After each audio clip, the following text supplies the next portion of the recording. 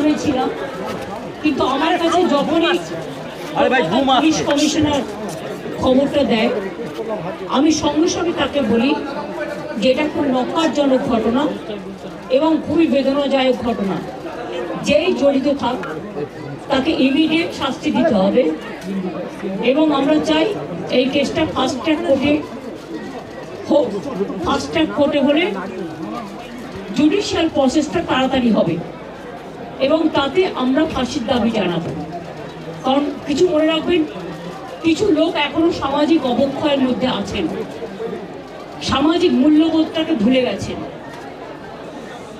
মেয়েদের গায়ে হাত দেওয়া যে কত বড় অপরাধ এবং তার সাথে যে অত্যাচার করেছে বা তাকে যেভাবে খুন করেছে, আমি আশ্চর্য হয়ে যাচ্ছি। ওখানে নার্সরা ছিলেন, ওখানে ওদের সিকিউরিটি ছিলেন, সবাই ছিল, কিন্তু কি করে ঘটনা ঘটলো এটা এখনো আমি ঠিক বুঝতে পারছি না। পুলিশকে আমি বলেছি, বাবা মাও যেটা আমাকে বলেছেন যে ওদের ভেতরেই কেউ আছে, যদি ভেতরে কেউ থাকে কারো প্রতি সন্দেহ হয়, যারা ছিল, যারা ওর বন্ধু বান্ধব, তাদেরকে সবাইকে ডেকে কথা বলবে এবং যিনি ফোন করেছিলেন প্রথম বাড়িতে তাকেও ডেকে কথা বলবে। আজকে প্রিন্সিপাল নিজে রেজিগনেশন করে দিয়েছিলেন, বলছিলেন যে আমার বাড়িতেও তো বাচ্চারা আছে, যেভাবে আমাকে গালিগালাজ করা হচ্ছে। তা আমরা তাকে বুঝিয়ে বলেছি ঠিক আছে আপনাকে ওখানে কাজ করতে হবে না, আমরা ওনাকে সরিয়েছি অন্য জায়গায়। আমরা ওখানে MSVPকেও সরিয়ে দিয়েছি ডিউ টু নেগলিজেন্স। আমরা হাসপাতাল থেকে হেড অফ দ্য ডিপার্টমেন্ট, যে চেস ডিপার্টমেন্ট, তাকেও সরিয়ে দিয়েছি এবং পুলিশ পোস্টে যে ACP ছিলেন তাকেও সরিয়ে দিয়েছি। সবাইকেই সরানো হয়েছে এবং ডগ স্কোয়াড থেকে শুরু করে, ভিডিও থেকে শুরু করে, ফরেন্সিক ডিপার্টমেন্ট থেকে শুরু করে সবাইকেই ইনভলভ করা হয়েছে যাতে খুনি গ্রেপ্তার হয় এবং দোষীরা শাস্তি পায়। এবং আমি চাই পুলিশ যত তাড়াতাড়ি সম্ভব দোষীদের গ্রেপ্তার করবে। আর রবিবার পর্যন্ত যদি তারা কুল কিনারা করতে না পারেন, কারণ ভেতরেও তো অনেকে আছে, তাহলে এই কেসটা আমরা আমাদের হাতে রাখবো না, আমরা CBI-কে দিয়ে দেবো। তার কারণ হচ্ছে আমার এতে কোনো পাওয়ার লেনা দেনা কিছু নেই, আমি প্রথম দিন থেকেই বলছি। কিন্তু ওদের সাকসেস রেট খুব কম।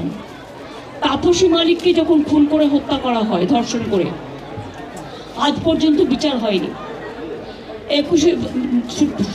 সিঙ্গুরে এটা হয়েছিল, নন্দীগ্রামে যখন 14 জন গুলিতে মারা যায় বা 10 জন হারিয়ে যায়, আজও তারা ফিরে আসেনি। এই কেসগুলো CBI-এর হাতে ছিল, রিজার্ভের কেসও ছিল, একটা কেসেরও বিচার হয়নি। এমনকি রবীন্দ্রনাথ ঠাকুরের নোবেল প্রাইজ চুরি হয়েছিল, সেই কেসটাও ছিল, মানুষ কোনো বিচার পায়নি। কিন্তু তবু মানুষের স্যাটিসফ্যাকশানের জন্য যদি কেউ ভাবতে পারে যে পুলিশ ঠিক মতো করতে পারছে না, যদিও Calcutta police is the best police in the world, তাদের তদন্তের যে সিস্টেমটা এবং সবচেয়ে ভালো অফিসারকে লাগানো হয়েছে সমস্ত কিছু দিয়ে। আমরা রোববার পর্যন্ত সবাইকে ডাকবো, আমাদের পুলিশ ডাকবে, এটা বিনীত বলবে, আমি বিনীতকে বলতে আহ্বান জানাচ্ছি।